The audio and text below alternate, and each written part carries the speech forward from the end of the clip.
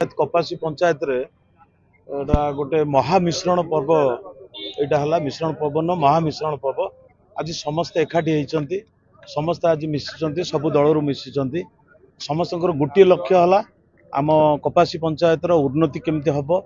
केमी भाव में कम हम डेवलपमेंट हम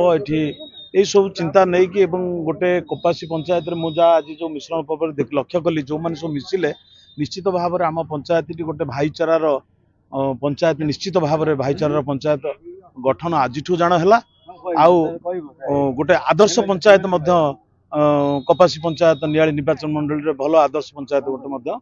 हम ये मु आशा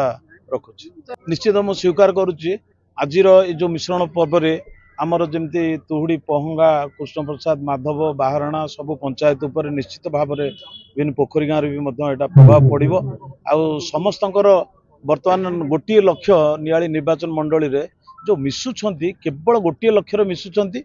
जे केमिति नियाली निर्वाचन मंडली उन्नति मूलक काम हम एवं नियाली निर्वाचन मंडली गोटे ओडिशा रे एक नंबर निर्वाचन मंडली भाव में परिणत हो सी लक्ष्य रही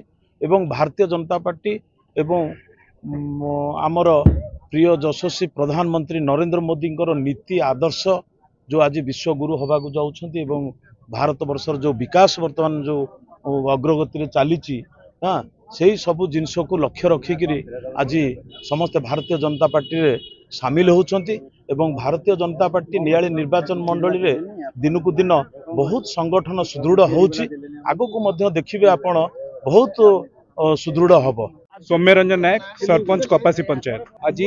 आमर मिश्रण पर्व कपासी पंचायत पोदना गाँव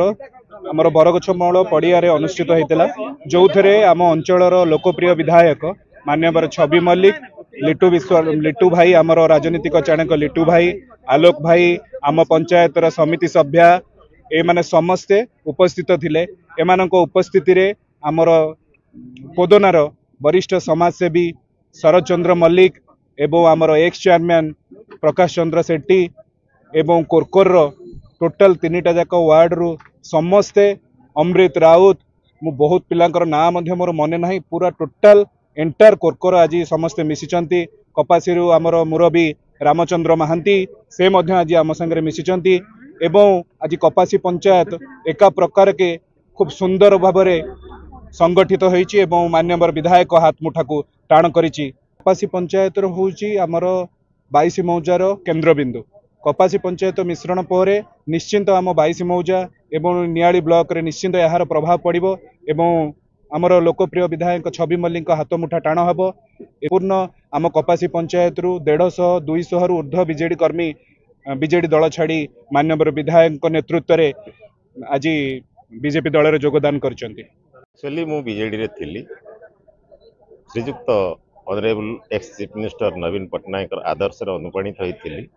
किंतु जो पांड्यान साहन को आनी आमर ओडिया अस्मिता को आघात कले एवं जनप्रतिनिधि मान को कौन से मंच को से उठे देले नहीं से जिनसटा आमको बहुत आघात है बहुत दुख लगिला तेणु मुख्य कारण होती सेटा द्वितीय कारण है आमर देशर प्रधानमंत्री ऑनरेबल श्रीयुक्त नरेंद्र कुमार मोदी नरेंद्र दामोदर दास मोदी जो भली प्रकार अग्रगति करुछथि आम देश को नहीं विश्व दरबार रे विश्व गुरु हिसाब से उपस्थापन करने जाउछन्ति सेथिरे आम अनुप्राणित होई तांका आदर्श रे अनुप्राणित होई आम बीजेपी रे जॉइन कलु एवं आज ठारू आम संकल्प कलु आम पंचायत रे बीजेपी को किभली सुदृढ़ करा जिवो एवं आगो को नहीं आम समस्त भाईचारा एक दल रे रहिबु बीजेपी रे यही आमर आभिमुख्य एवं लक्ष्य।